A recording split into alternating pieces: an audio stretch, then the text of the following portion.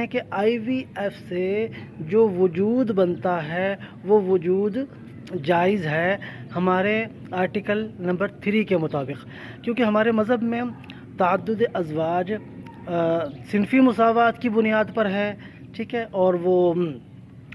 عورتیں بھی تعدد نکاح کر سکتی ہیں، مرد بھی بیک وقت تعدد نکاح کر سکتے ہیں عارضی طور پر۔ اگر کسی نے 1 گھنٹے کا نکاح کرنا ہے تو وہ اس صورت میں جس میں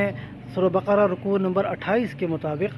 تعدد ازواج کی صورت کی شک کے مطابق اس میں سے یہ ایک پاکیزہ وجود کا راستہ نکلتا ہے۔ تو اس لیے آئی وی ایف سے جو جسم وجود میں آتا ہے، جو وجود بنتا ہے، وہ بہت ہی اچھے طریقے سے پاکیزہ اور حلال ہے، کسی کی کوئی اس میں کوئی ناجائز بات نہیں ہے۔ ٹھیک ہو گیا۔